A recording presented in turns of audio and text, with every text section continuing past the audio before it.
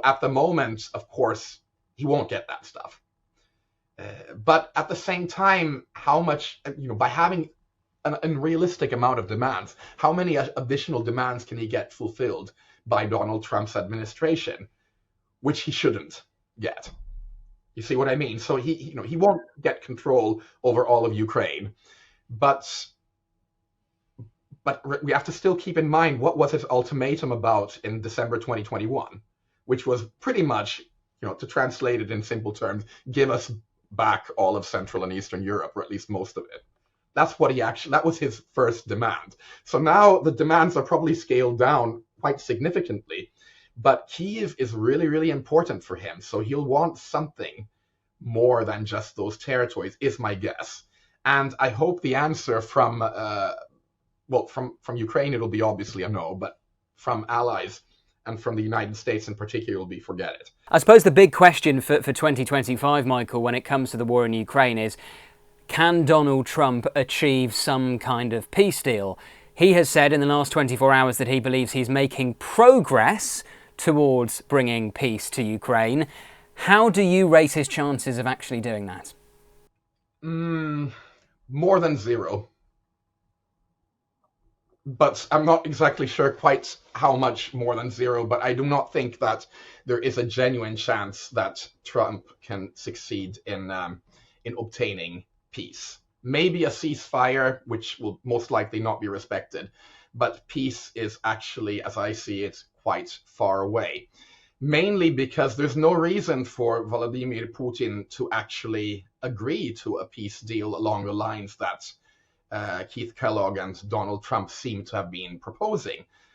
For starters, Russia claims to have annexed all of Donetsk Oblast, all of Luhansk Oblast, Zaporizhia not to mention, and Kherson. And I don't see how they would back off from claims to the regional capital of Zaporizhia Oblast, or Kherson Oblast, for example, not to mention the northern Donetsk Oblast agglomeration. I just don't see how freezing the current front line would be an option for the Russians unless they are compelled to do so, which would mean that support in terms of military hardware to Ukraine would have to be beefed up significantly. And you think also, this idea of a demilitarized zone, say, between Russia and Ukraine is infeasible because presumably you would need Western troops policing it, and that is a non-starter if you're Putin. Not only Western troops policing them, but a lot of Western troops policing them. And I can imagine that Putin could agree on something to the effect of, let's have some joint policing mission. I mean, that wouldn't be the first time. But what would that actually imply in reality? That would imply that it's a demilitarized zone that Russia controls, pretty much militarily. So this is not something that I really see as an option at the moment. And it's very premature to even talk about that, to be honest. Well, so I suppose that the next question is, if we're thinking that it is unlikely that Trump will achieve some kind of lasting peace in the next 12 months or so, what will America's approach to Ukraine be? Will it sell out the Ukrainians, or might it even double down on its support for Ukraine? And I wanted to ask you about comments we've had in the last week or so from Donald Trump about what America wants to see from Ukraine, and specifically access to rare earth minerals. We know that there's a lot of lithium, for example, and other resources in Ukraine. If Trump said, look, we can help you recapture some of the territory that Russia currently occupies in exchange for us getting a massive slice of your natural resources, okay, you might say that is America exploiting Ukraine in its hour of need to plunder its natural resources, but that might drive Vladimir Putin out of Ukraine, might it not? That would be a very positive scenario indeed. And we have to keep in mind, first of all, that the deposits of rare metals that the US is interested in at the moment, and particularly lithium deposits, are partly located under occupation in Donetsk Oblast, and partly not under occupation, but relatively threatened by future occupation anyway in Dnipropetrovsk Oblast. Still not too close to the front line, but not too far either, and in a position that seems somewhat fragile. So the question here is, which resources does Donald Trump actually want to get his hands on? Is he satisfied with less than 50% of them? In that case, there's no way it'll be possible to convince him to push into Donetsk Oblast. Or does he want the whole thing?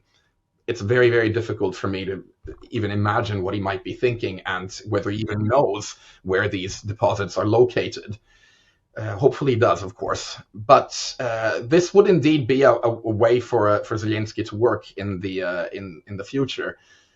I'm not convinced it is likely that Putin would agree to anything that would involve giving up control over Donetsk Oblast or even parts of Donetsk Oblast, not to mention the fact that these deposits are located relatively deep into the non-government controlled area of Donetsk Oblast. They're not right at the front line, but they're a little bit further away. So that means redrawing the map of territorial control quite significantly. Now, to return to the issue of what Donald Trump actually wants in Ukraine, he says he wants peace and he wants the killing to finish as soon as possible. But this is, again, the same man that threatens Canada, Greenland, South Africa recently, claims that he wants to basically make a real estate deal in the Gaza Strip and so forth. So I take that with a little bit of a grain of salt. But what he does want is credit for being the man who created peace in Ukraine. That, I'm sure, is one of his many ego-related targets. As you can hear, I'm not particularly optimistic about the 47th president, but I think that is one of his main motivating forces. It's his ego, and then he needs arguments that will allow him to pursue this ego motivation. And the rare metals could be one of the channels through which this could be pursued. And by the sounds of it, he's already being given some assurances around it. I mean, he's quoted as saying, he gave an interview to Fox News only yesterday, he said, and I quote, "I told them I want the equivalent of $500 billion of rare earth, and they've essentially agreed to do that. At least we don't feel stupid." And Volodymyr Zelensky, indeed, has come out and said, I think he said last week, the Americans help the most, and therefore the Americans should earn the most. I mean, Zelensky's role in this is really interesting. I mean, I don't know if you agree with this, Michael. We've seen since the US election, I think, Zelensky's skills as a politician really come to the fore. You know, I think most people would be safe to assume that Zelensky would have rather had Harris in the White House, but he's really pivoted cleverly, I think, to dealing with Trump. I completely agree, and he understands Trump's ego personality on the one hand, his narcissism, and his belief in transactional agreements. And he's playing those two cards absolutely beautifully. I mean, Zelensky's first prime task now is, of course, to preserve Ukrainian sovereignty. And that comes before anything else. If it's worth $500 billion in rare metals, so be it. But of course, I have no idea whether the $500 billion of rare metals are actually sufficiently found in the Dnipropetrovsk Oblast. It could be that there's enough there. That I don't know. But the fact is that something like 53% of the deposits lie in Donetsk Oblast, not 53%, but in occupied territories. That's how we should put it, because there's bits and pieces of resources spread about elsewhere in Ukraine too, but nothing like the amount of stuff that you'll find in Donetsk and Dnipropetrovsk Oblast. But I completely agree with your assessment. Zelensky is playing his cards as best as he can, but he has a pretty poor hand at the moment. Of course, this is his possibly his strongest hand. And I presume that Elon Musk has a little bit of a role here to play as well. But on the other hand, Elon Musk, not to mention the vice president, have shown little interest in the fate of Ukraine as such. Now, the other issue that came to my mind is that because the rare metals are also found on the non-government controlled side, Trump could easily be using the same card with the Russians. Why not cut a so-called deal that, we won't send Ukraine any more weapons, but you give us your metals that are in Donetsk Oblast. Plus that the Russians have a lot of other stuff too. I mean, they elsewhere in the country. That thought crossed my mind, but it would be quite a political move to go in that direction, and a complete break with the Allies. And how do you think Vladimir Putin will be approaching the second Trump presidency? Donald Trump has said they spoke recently. We don't know whether that was before he returned, before his second inauguration or after, but clearly there is communication there. They've got a long and complicated history. How do you think Putin is thinking about Trump this time around? Well, he was disappointed last time, that's for sure. But this time, Trump has moved much more in a direction that is appealing for Putin. It was already clear that this was going to be the case before. And everything that he's been doing so far is very much in line with Putin's strategic goals.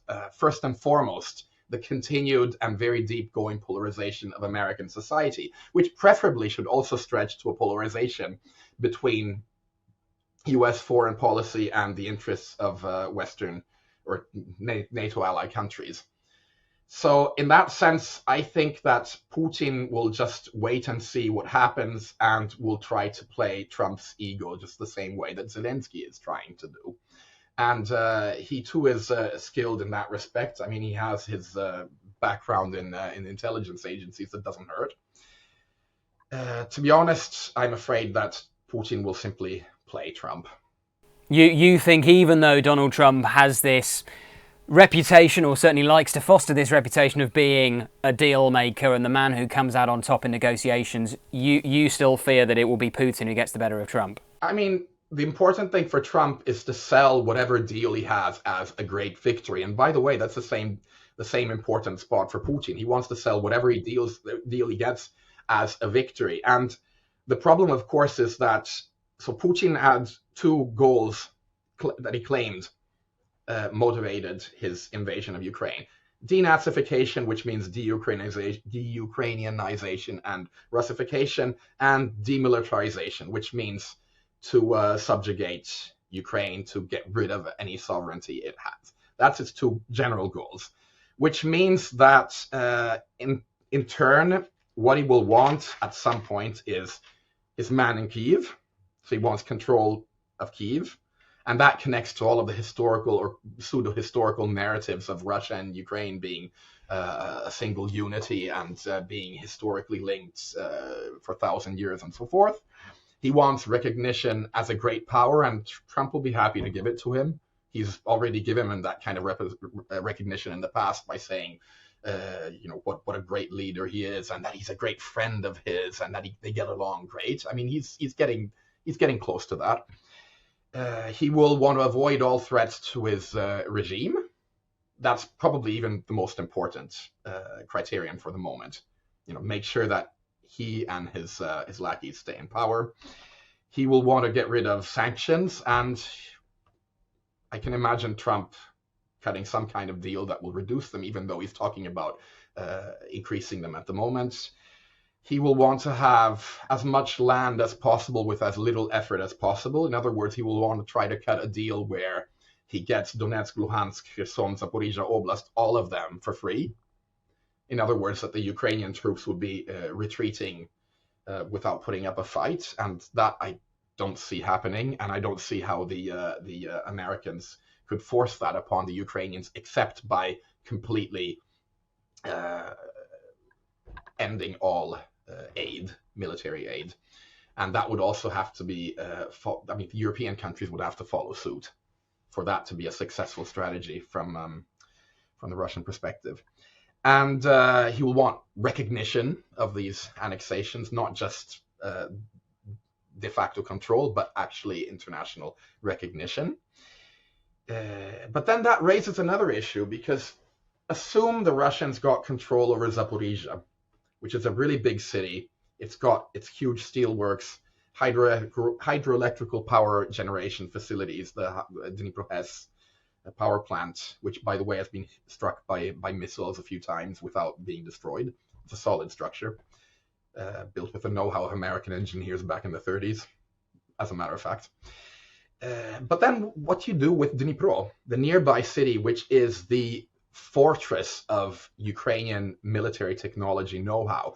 And not to mention, it's a city that's very strongly functionally interlinked with Zaporizhia and with Kryvyi Rih, the nearby city that has these gigantic iron ore mines. Those three cities together and their surrounding regions are a single economic entity, you could say. And drawing a hard boundary between Zaporizhia and Dnipro just seems very, very unlikely to me, unless you've got your man in Kyiv. And then I also suspect that he would really love to have Odessa and Kharkiv in some way too. But I mean, that's a long old, almost shopping list of demands that Vladimir Putin wants, and he's not going to get all that, Michael. So surely the key question is, well, is that just a negotiating position? Is that just what he will say publicly and say at his first, if there are peace talks, at the first peace talks, and then is prepared to jettison some of those demands and compromise on some of them?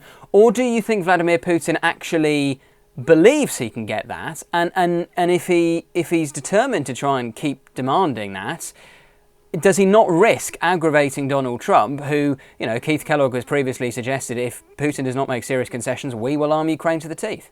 Yes, I mean, all of that depends on the situation on the ground, of course. A Russia that is advancing will want to demand and receive more than a Russia that is pushed back. So exactly how hard those demands are really depends on the ground level situation. So at the moment, of course, he won't get that stuff. But at the same time, how much, by having an unrealistic amount of demands, how many additional demands can he get fulfilled by Donald Trump's administration, which he shouldn't get? You see what I mean? So he won't get control over all of Ukraine, but we have to still keep in mind what was his ultimatum about in December 2021, which was pretty much, to translate it in simple terms, give us back all of Central and Eastern Europe, or at least most of it. That was his first demand. So now the demands are probably scaled down quite significantly, but Kyiv is really, really important for him. So he'll want something more than just those territories, is my guess. And I hope the answer from Ukraine, it'll be obviously a no, but from allies and from the United States in particular will be forget it. Thank you for watching today's episode of Frontline. For early access to our videos, member-only Q&As and live streams, then sign up for a membership via the link in the description. And for the latest news and breaking stories, listen to Times Radio and follow us at thetimes.com.